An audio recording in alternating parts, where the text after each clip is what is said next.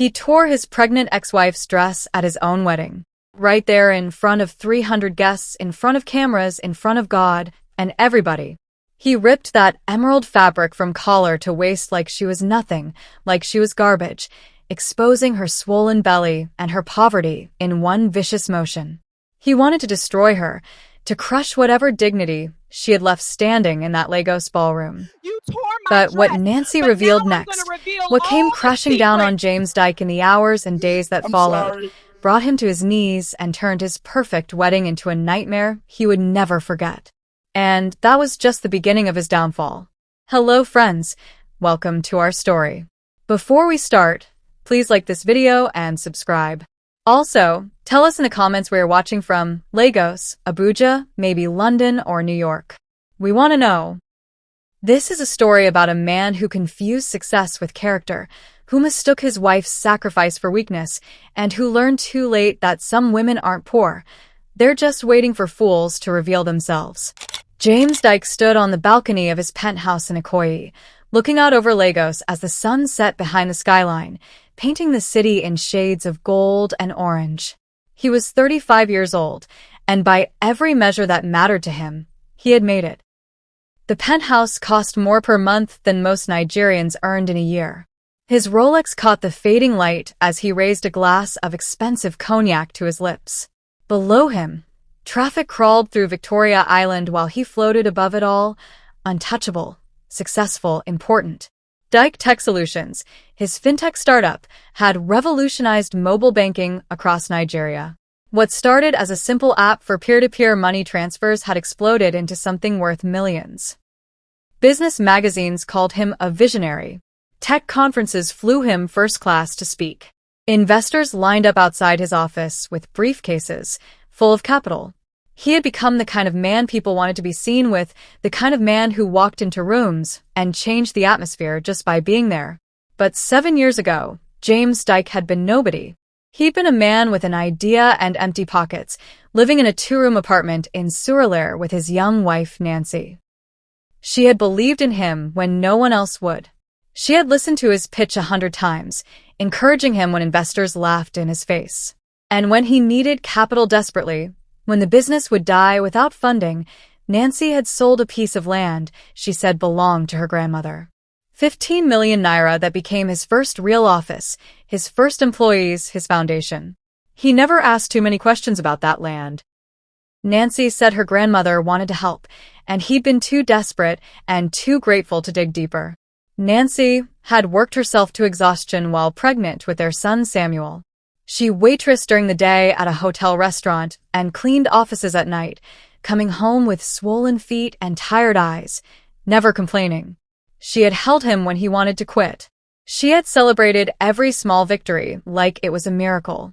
She had been his partner in every way that mattered. Then the app went viral. Money poured in like a flood. Suddenly James was receiving invitations to exclusive events, meeting people whose net worth had more zeros than he could count, moving in circles where everyone wore designer labels and spoke with polished accents. And Nancy, with her simple Ankara dresses and her neighborhood friends and her way of saying dem instead of them, started to feel like an anchor tied to his ankle, dragging him back toward a past he wanted to forget. He began noticing things that had never bothered him before. The way she pronounced certain words. How she bought clothes from Yaba Market instead of high-end boutiques. Her confusion at fancy restaurants when faced with multiple forks. Her contentment with their modest life, even as his ambitions grew larger and larger. She reminded everyone who saw them together that James Diike hadn't always been somebody. She was living proof of his humble beginnings, and he resented her for it. 6 months ago, when Nancy told him she was pregnant again, something cold and final had settled in James's chest. He looked at her standing in their bedroom, her hand on her belly, hope in her eyes, and all he could see was another chain locking him to a life too small for the man he'd become. He'd asked for a divorce 2 weeks later. The words came out crueler than he'd intended, or maybe exactly as cruel as he'd meant them. "You're too poor, Nancy. Too plain. Too beneath me now. I've outgrown you. Can't you see that?" Everything about you screams where I came from, and I need people to forget where I came from." She hadn't fought him, hadn't screamed or cried or begged. She'd simply nodded slowly, collected what she needed for Samuel, and left. She never asked for alimony beyond basic child support, never demanded half his assets even though legally she could have, never mentioned her family or asked her father for help, though James would later wish desperately that she had warned him, had given him some sign of what was hidden beneath her humble surface. Now, standing on his balcony with Lagos spread beneath him like a kingdom, James smiled. In 2 weeks, he would marry Nia Jobs, whose family owned half the commercial real estate in Victoria Island. Nia, who wore designer everything and spoke 3 languages and looked perfect in photographs. Nia, who was everything Nancy wasn't, polished, connected, worthy of the man he'd become. He had upgraded in every area of his life. His home, his car, his clothes, his circle, his woman. He had finally completely left his past behind. Or so he thought. What James didn't know, what he couldn't possibly imagine as he sipped his cognac and admired his reflection in the glass, was that the land Nancy had sold to fund his dreams hadn't belonged to her grandmother. It had been part of her inheritance, a gift from her father that she'd sacrificed without telling him, without asking for gratitude, without ever revealing that she came from more wealth than James could imagine. And that father, Chief Emmanuel Duke, had been watching everything, waiting, testing, hoping James would prove himself worthy of the daughter who'd given up everything for love. James had failed that test spectacularly. And now, though he didn't know it yet, the bill was coming due. Nancy Duke sat on the worn sofa in her small Sur-Île apartment, one hand resting on her swollen belly while the other held a calculator, adding up numbers that refused to make sense no matter how many times she tried. Rent was due in 12 days. The electricity bill had a red warning stamp. Her prenatal appointment next week would cost money she didn't have. She was 6 months pregnant, and every day felt like walking a tightrope stretched across an endless drop. The apartment was barely large enough for her and Samuel. One bedroom they shared, a tiny kitchen where the refrigerator hummed loudly through the night, a bathroom with tiles that had cracked long before she moved in. Through the thin walls, she could hear her neighbor's television and someone's baby crying 3 doors down. But it was hers, or at least it would be if she could figure out how to pay for it. "Mommy, can I show you something?" Samuel appeared in the doorway, 8 years old with his father's eyes and her gentle spirit. He held a piece of paper covered in careful drawings. Nancy set down the calculator and smiled, pushing her worries aside. "Of course, baby. Come here." He climbed onto the sofa beside her, explaining his artwork with the earnest enthusiasm only children possess. Nancy listened, stroking his hair, grateful that at least Samuel still had his innocence, his ability to find joy in small things. He loved his father still, despite everything. Children's hearts were generous that way, forgiving what adults could not. She hadn't always lived like this. Once, a lifetime ago when she was 22 and studying business administration at University of Lagos, Nancy had been someone completely different. Not in character, but in circumstance. She'd been Nancy Brooks then, deliberately using her mother's maiden name, wearing modest clothes from regular stores, taking public transport, eating at the student canteen, working hard to blend in with everyone else. She'd wanted to know what it felt like to be ordinary, to be loved for herself rather than for her father's name and fortune. That's where she'd met James Diike. He was brilliant and ambitious, a computer science student with fire in his eyes and dreams bigger than Lagos itself. He talked about changing Nigeria's financial landscape, about building technology that would help ordinary people. Nancy had fallen in love with his vision, his passion, his certainty that he could make the world better. Her father had been less impressed. Chief Emmanuel Duke had sat across from her in his study, listening to her explain why she wanted to marry this young man with no family connections, no wealth, no proven success. Her father's face had remained calm, unreadable. "Nancy," he'd said finally, "if you choose him completely. Walk away from all this. Live as he lives. Love him as he is, not as what my money could make him. I'll respect your decision, but I won't fund a man who needs to prove himself.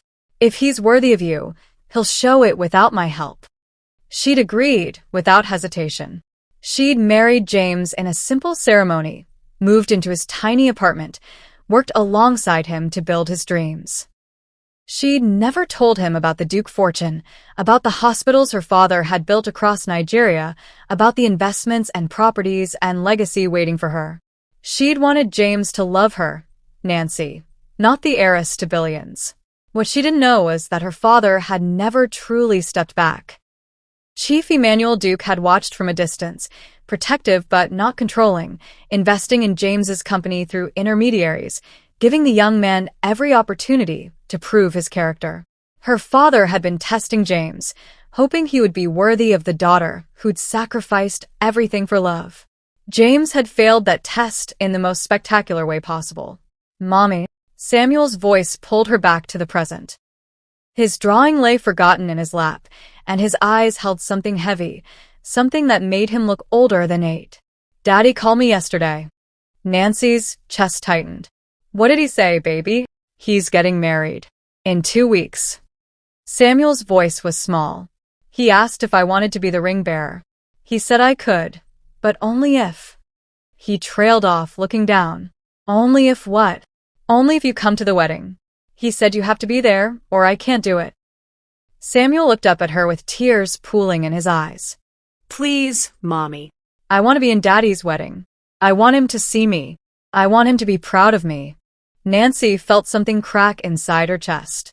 This was James's cruelty distilled to its essence, using their son as bait, forcing her to witness his triumph, his new life, his beautiful bride and perfect future. He wanted her there to humiliate her, to prove he'd won.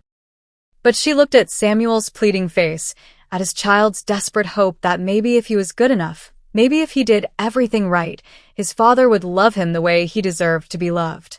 And Nancy knew she couldn't refuse. She couldn't break her son's heart to protect her own. "Okay, baby," she whispered, pulling Samuel close. "I'll go. You can be the ring bearer." Later that night, after Samuel fell asleep, Nancy opened her small closet and found the emerald dress hanging in the back. It had belonged to her mother, who died when Nancy was 17. The fabric was still beautiful, still elegant despite its age. It was the only piece of her inheritance she'd kept when she walked away from her father's mansion, the only thing that connected her to who she'd been before she became James's wife. She would wear it to his wedding. She would hold her head high. She would survive this final humiliation because that's what mothers did. They endured hell to protect their children's hearts. What Nancy didn't know was that her father's assistant would be watching, that the whole world would soon be watching, and that sometimes enduring hell with grace is exactly what transforms you from victim to victor. The Lagos Continental Hotel ballroom looked like something from a fairy tale, if fairy tales cost millions of naira to produce. Crystal chandeliers hung from the ceiling like frozen waterfalls, casting prismatic light across marble floors so polished Nancy could see her reflection in them. White roses and orchids cascaded from every surface. A live orchestra played softly near the altar. Champagne fountains bubbled at strategic intervals throughout the room. 300 guests filled velvet-covered chairs, their designer clothes and glittering jewelry announcing that this was a wedding for people who mattered, people who belonged to Lagos's elite. Nancy slipped into the back row as quietly as possible, trying to make herself invisible. Her mother's emerald dress felt suddenly shabby in this sea of luxury, though the fabric was beautiful and the cut elegant. She was 6 months pregnant, and no amount of careful posture could hide her swollen belly. She kept her eyes down, her hands folded in her lap, breathing slowly through the anxiety that made her heart race. Then she saw Samuel, and despite everything, she smiled. Her son looked adorable in his little tuxedo, his bow tie slightly crooked, his face glowing with excitement as he practiced walking slowly down the aisle with the rings on a white pillow. He caught sight of her and waved enthusiastically before an older woman, probably the wedding coordinator, gently redirected his attention. The ceremony began with a kind of grandeur that announced its own importance. Nia Jobs glided down the aisle in a wedding gown that probably cost more than Nancy's entire year's rent, custom designed with layers of silk and imported lace, a cathedral train that required 2 flower girls to manage. She was stunning in that intimidating way some women are, with perfect makeup and flowing hair and a smile that never quite reached her eyes. James stood at the altar in a tuxedo tailored to fit him like a second skin, looking every inch the successful CEO, the self-made millionaire, the man who'd conquered Lagos and won the perfect prize. When Nia reached him, they looked like they belonged on a magazine cover, beautiful and powerful and untouchable. Nancy watched Samuel stand near his father during the ceremony, so proud to be part of this moment, looking up at James with pure love. But she also watched how Nia glanced at Samuel with barely concealed irritation, how she stiffened when he accidentally bumped against her dress, how she treated him less like a stepson and more like an inconvenient accessory. Nancy's stomach twisted with worry, but she reminded herself this wasn't her wedding, wasn't her life anymore. She'd survived the ceremony. Soon she could leave. As the vows concluded and guests began applauding, Nancy quietly stood, preparing to slip toward the exit. She'd done what Samuel asked. She'd been here. Now she could go home and cry in private, could let herself feel everything she'd been holding back for the past 2 hours. That's when James saw her. Their eyes met across the crowded ballroom, and something shifted in his expression. The triumph drained away, replaced by something darker, something that looked like rage mixed with satisfaction. Nancy's blood went cold. She recognized that look. She'd seen it the day he asked for the divorce, that need to destroy whatever reminded him of who he used to be. James strode through the crowd without warning, his jaw set, his eyes locked on Nancy. Guests parted uncertainly, confused by the sudden tension. Nancy backed toward the exit, her hand instinctively moving to protect her belly, but James was faster. He grabbed her arm hard enough to bruise, spinning her around to face him and the entire ballroom. "Where do you think you're going?" His voice carried across the suddenly silent room. "James, please," Nancy whispered. "I came like you asked. I'm just leaving now." "Don't." But he wasn't listening. His hands moved to her dress, to the delicate emerald fabric that had belonged to her mother, and with one vicious motion, he ripped it from collar to waist. The sound of tearing fabric echoed through the ballroom like a gunshot. Nancy stood frozen, her dress hanging in tatters, her pregnant belly exposed, her bra visible, her poverty and vulnerability on display for 300 gasping guests. She trembled violently, her arms wrapping protectively around herself, tears pooling in her eyes but refusing to fall because if she started crying, she might never stop. "This is what desperation looks like," James announced loudly, addressing the room like he was delivering a presentation. "A woman who clings to a man who has outgrown her, who crashes his wedding in rags, pretending she still matters, who can't accept that some people are meant for greatness and others are meant to be left behind." The ballroom erupted in shocked whispers, gasps, a few nervous laughs from people who didn't know how else to respond. And then Nancy heard the sound that broke her heart completely. "Daddy, no. Daddy, stop." Samuel's voice, high and terrified, as he ran toward his mother. But the wedding coordinator caught him, holding him back as he struggled and screamed, "That's my mommy. Don't hurt my mommy." Near the altar, Nia Jobs laughed behind her champagne flute, a sharp crystalline sound. "Security," she called out, waving her manicured hand dismissively.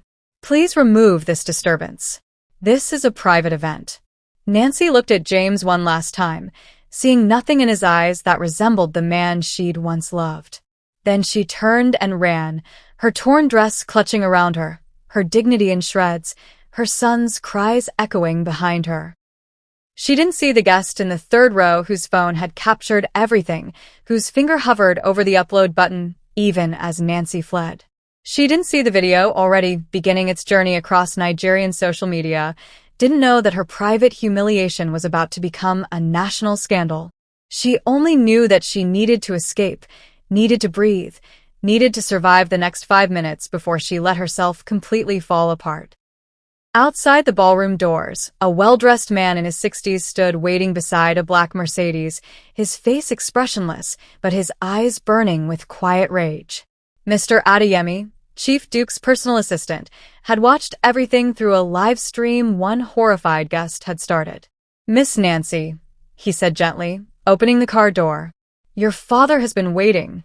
It's time to come home." Nancy stumbled through the hotel corridor, her torn dress clutched desperately around her body, tears finally streaming down her face now that no one could see her break. Her breath came in ragged gasps. Behind her, she could still hear the muffled sounds of the wedding reception, music starting up again, conversations resuming, life continuing as if she hadn't just been destroyed in front of 300 people. "Ma'am, wait." A young waiter appeared beside her, barely 20 years old, his face full of concern. Without hesitation, he shrugged off his black service jacket and draped it over her shoulders. "Please take this." Nancy looked at him through her tears, unable to speak, but he just nodded kindly. "My mother raised me better than to let a woman walk through this hotel like this." "Go." Quickly.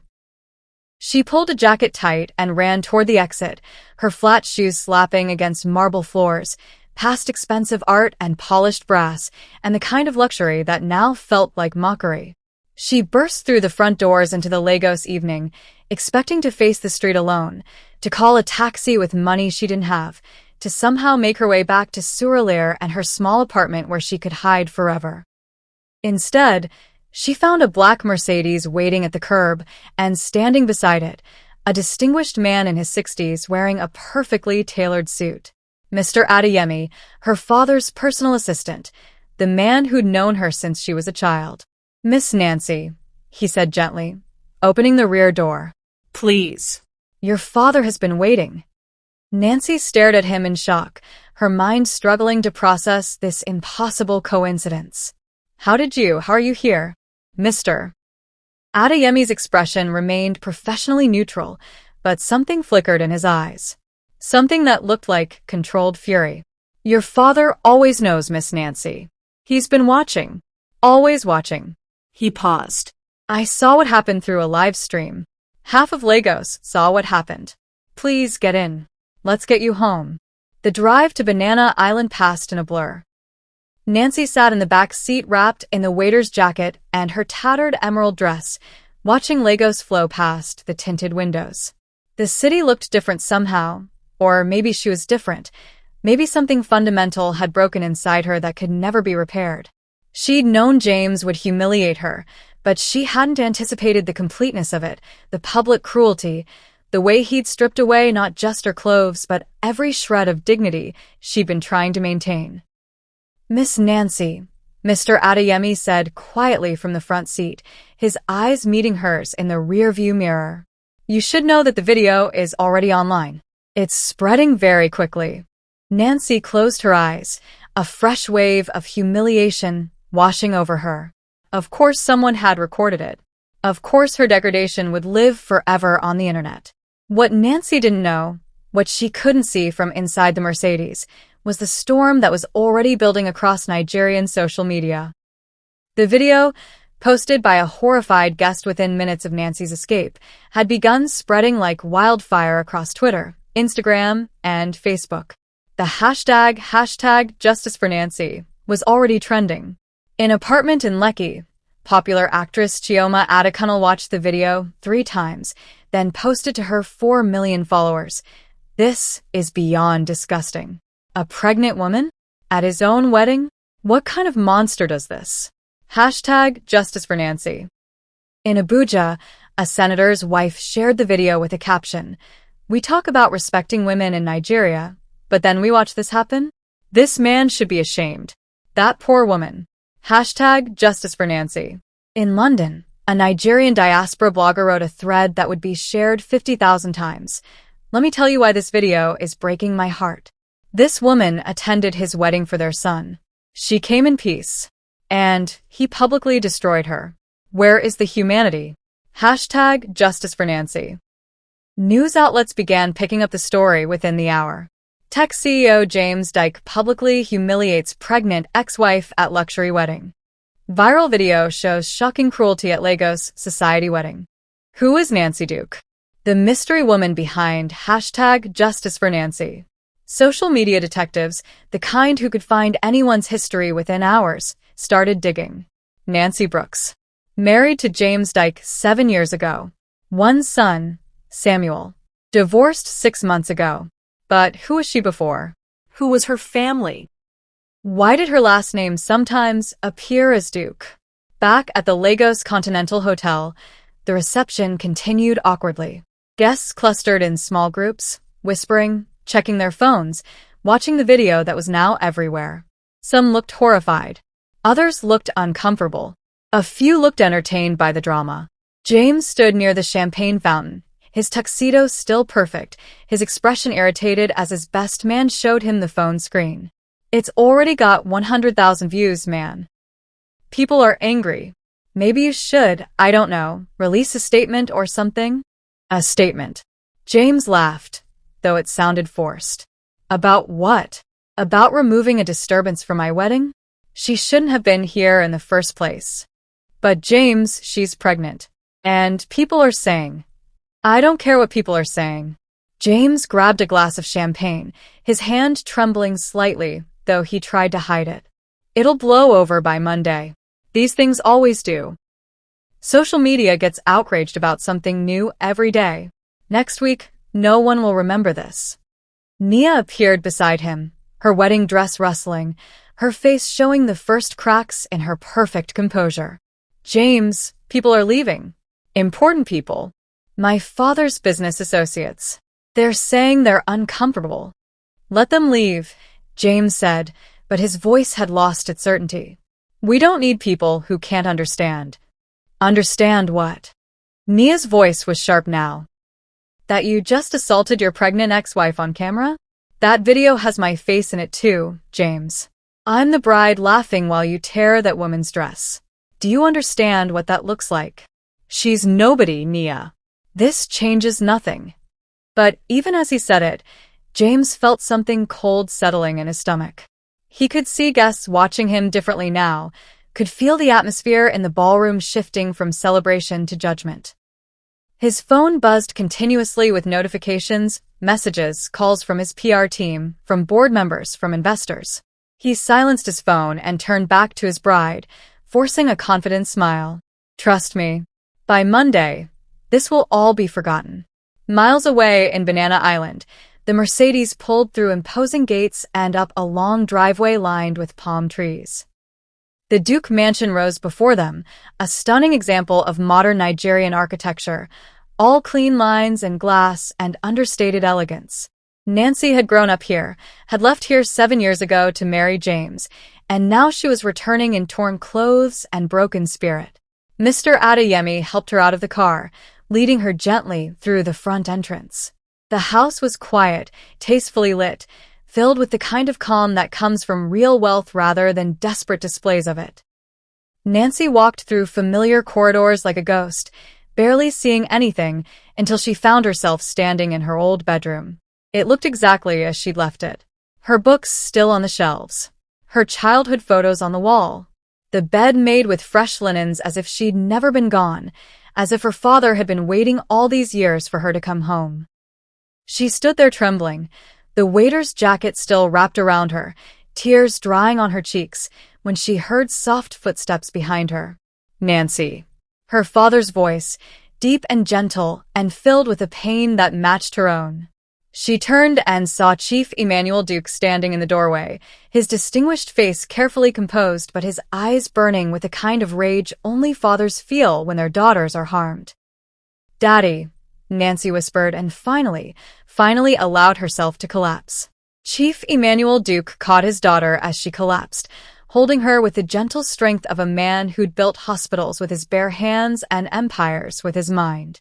He was 68 years old, tall and distinguished with silver threading through his hair, wearing simple traditional attire that somehow carried more authority than any designer suit could manage. His face was weathered with wisdom and compassion, The kind of face that had comforted dying patients in the medical clinics he'd funded and confronted corrupt officials in boardrooms across Nigeria. He guided Nancy to the bed and sat beside her, letting her cry against his shoulder the way she used to when she was a little girl with scraped knees and hurt feelings. Except this wasn't a scraped knee. This was a wound that went soul deep. "I'm sorry, Daddy," Nancy whispered between sobs. "I'm so sorry. You were right about him. You were right about everything." "Sure." Chief Diike stroked her hair gently. "You have nothing to apologize for, my daughter. Nothing. Do you hear me? Nothing. I was so stupid. I thought if I loved him enough, if I sacrificed enough, if I proved that I wanted him and not the money." "You weren't stupid. You were brave." Chief Diike's voice was firm but infinitely kind. "You chose love over comfort. You chose to see the best in someone." "That's not stupidity, Nancy. That's grace. The failure was his, not yours." Nancy pulled back, wiping her eyes, looking at her father properly for the first time in months. He looked older than she remembered, more tired, but his eyes held the same steady strength they'd always carried. "How did you know to send Mr. Adeyemi? How did you know what was happening?" Chief Diike's expression shifted slightly, something that might have been a sad smile. "Nancy, I never stopped watching you. Not for one day in 7 years. I never stopped protecting you." Nancy stared at him, confusion mixing with understanding. "What do you mean?" Her father stood and walked to the window, looking out over the manicured gardens, his hands clasped behind his back. When he spoke, his voice carried the weight of decisions made years ago. "When you chose to marry James Diike, I respected your choice. I stepped back as I promised. But I didn't step away entirely. I couldn't. You're my daughter, my only child. Did you really think I would leave you completely unprotected? I don't understand." Chief Diike turned back to face her. "I funded his company, Nancy. Through intermediaries, through investment firms he never connected back to me. I gave James Diike everything he needed to succeed." Nancy's breath caught. "You what?" "I wanted to see what kind of man he was. I wanted to see if success would reveal his character or destroy it." Chief Diike's voice hardened slightly. "I gave him every opportunity to prove himself worthy of you. I watched as his app grew, as money poured in, as doors opened for him. And I watched as he slowly, systematically, turned into the kind of man who forgets where he came from. You've been watching him this whole time? Watching both of you. Making sure you were safe. Making sure Samuel was cared for. Hoping, praying that James would grow into the man you believed he could be." Chief Diike paused, his jaw tightening. "I hoped he wouldn't do what he did tonight. But I prepared for the possibility." He walked to his desk and pulled out a folder, thick with documents, and placed it on the bed beside Nancy. She opened it with trembling hands. Inside were financial records, investment agreements, corporate structures. Her eyes scanned the pages, seeing the same names repeated: Meridian Capital Partners, Apex Growth Investments, Summit Venture Holdings. "These are James's primary investors," Nancy said slowly. "These 3 firms provided most of his startup capital." "Look closer." Nancy flipped through more pages until she found the ownership structures. Her heart stopped. All 3 firms, despite their different names and different offices, had the same parent company buried deep in their corporate hierarchy, Diike Global Investments. "You own them," Nancy whispered. "You own all of them." 87% of James Diike's capital came from firms I control, Chief Diike said quietly. He never knew. He thought he'd earned it all himself, thought he was self-made. But every major deal, every crucial investment, every door that opened at just the right time, that was me, testing him, giving him every chance to be the man my daughter deserved. Nancy looked up at her father, emotions warring across her face. "You let me struggle. You let me work 2 jobs while pregnant. You let me sell my inheritance land, which I bought back for you through an intermediary the very next day." Chief Diike interrupted gently. "It's sitting in your name in a trust account. You never lost it, Nancy. I would never let you lose it. But why? Why let me suffer if you were watching?" Chief Diike sat beside her again, taking her hands. because you needed to know the truth about him without my interference. If I had stepped in, given you money, made things easier, you would always have wondered if James left because of me, because of the pressure of my wealth. This way, you know exactly who he is when there's no one to blame but himself. Nancy felt tears sliding down her cheeks again, but different tears now. Not just pain, but something more complex. He tore my dress tonight, Daddy. In front of everyone. He tore Mama's dress. Chief Duke's composure cracked for the first time. His hands tightened around Nancy's, and when he spoke, his voice carried a rage so controlled it was terrifying. I know. I watched it happen. He tore my daughter's dress. He humiliated the mother of my grandson. He exposed your pregnancy to mock you, to shame you, to destroy whatever dignity you had left. He paused, breathing slowly. He showed the world exactly who he is. And now the world is watching. What happens now? Nancy asked, her voice barely a whisper. Chief Duke stood, walking back to his desk. That depends on you, my daughter. I can destroy James Diike tonight. One phone call, and by morning his company will be bankrupt, his assets seized, his life in ruins. Or, we can let him destroy himself. We can withdraw slowly. Let him see it coming. Let him understand exactly what he's lost and why. Nancy looked at the folder in her hands, at the evidence of her father's 7-year protection, at the proof that James's entire empire was built on a foundation her family had provided. She thought about the dress tearing, about Samuel's screams, about the look in James's eyes as he'd ripped the fabric her mother had once worn. Let him see it coming, Nancy said finally, her voice stronger than it had been all night. Let him understand what he destroyed. Let him know that the woman he called too poor, too plain, too beneath him. Let him know that she was the source of everything he had. Chief Duke nodded slowly, a grim satisfaction in his expression. He picked up his phone and dialed a number from memory. It was past 10 p.m., but the person on the other end answered immediately. This is Chief Duke, he said, his voice carrying absolute authority. I need you to initiate Protocol 7 across all 3 firms. Effective immediately. Full capital withdrawal from Diike Tech Solutions. Every naira. Every stock option. Every line of credit. I want it done tonight. So, he wakes up to the reality tomorrow morning. He listened for a moment then. I don't care what time it is. I don't care about standard procedures. And make sure the withdrawal notices are clear about why. He should know exactly where his money came from and where it's going. Duke Global Investments is severing all ties with James Diike, effective immediately, due to character concerns. Chief Duke ended the call and looked at his daughter. It's done. By morning, James Diike will learn what it means to betray a duke. Nancy sat on her childhood bed, wrapped in a borrowed jacket, her mother's torn dress still clutched around her, and for the first time since the wedding, she felt something other than humiliation.